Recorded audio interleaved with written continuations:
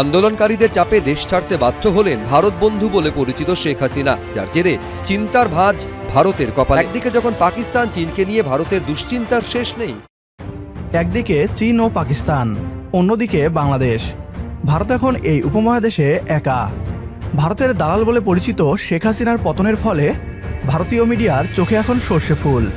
সোনার বাংলাকে চুষে খেয়েছে ভারত, বাংলাদেশকে দাস বানিয়ে হাতিয়ে নিয়েছে একের পর এক প্রকল্প। বাংলাদেশের বন্দর থেকে শুরু করে রেলওয়ে, সবকিছুতেই ভারত নিজের ভাগ বসিয়েছিল। এবার ছাত্রদের নতুন বাংলাদেশ জবাব দিবে প্রতিটি অন্যায়ের। একদিকে বাংলাদেশের মানুষ স্বাধীনতার আনন্দ উল্লাস করছে, অন্যদিকে শোকের ছায়ায় ডুবে আছে ভারত। এতদিন চীন ও পাকিস্তান থাকলেও নতুন প্রজন্মের ছাত্রদের বাংলাদেশকেও এখন হুমকি হিসেবে দেখছে ভারতীয় মিডিয়া। নতুন বাংলাদেশকে কিভাবে মোকাবেলা করবে মোদী সরকার, এ নিয়ে আলোচনা চলছে পশ্চিমবাংলার মিডিয়ায়। কি বলছে তারা, আসুন তা দেখি। অনুরোধ করছি ভিডিওটি শেষ পর্যন্ত দেখার জন্য। কথা দিচ্ছি, ভিডিওটি শেষ পর্যন্ত দেখার পর বর্তমান প্রজন্মকে নিয়ে গর্ব হবে আপনারও।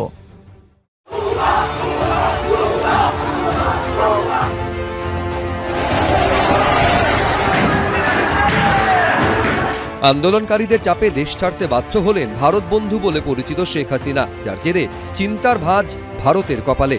1991 সাল থেকে বাংলাদেশে দফায় দফায় ক্ষমতায় এসেছে শেখ হাসিনার আওয়ামী লীগ এবং খালেদা জিয়ার বাংলাদেশ ন্যাশনাল পার্টি।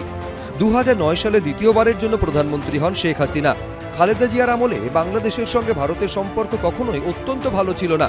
উল্টো দিকে বাবা মুজিবুর রহমানের মতোই শেখ হাসিনাও বরাবরই ভারত বন্ধু হিসেবে পরিচিত ছিলেন।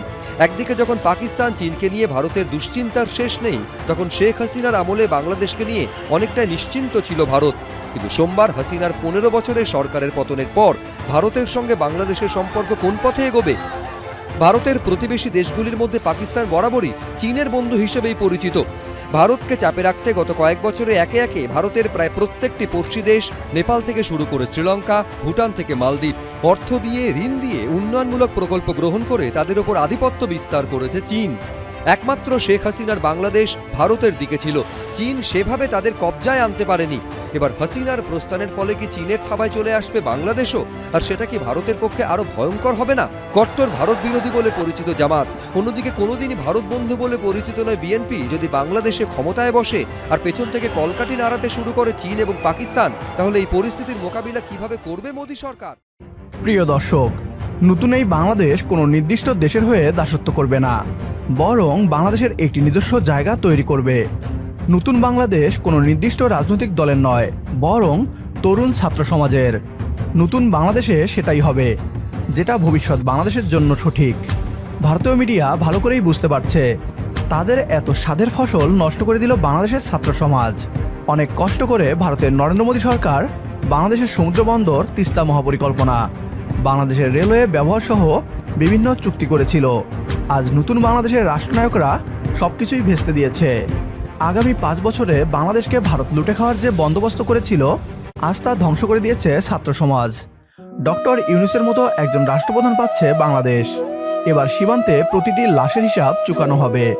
হিসাব দিতে হবে সমুদ্র থেকে ইলিশ মাছ চুরির। তিস্তার পানিতে বাংলাদেশিদের বন্যায় ভাসানোর জবাব দেওয়া হবে। নতুন সরকারের কাছে এই সব দাবি নিয়ে একমত হলে আপনিও কমেন্ট বক্সে ইয়েস লিখে জানিয়ে দিন আমাদের।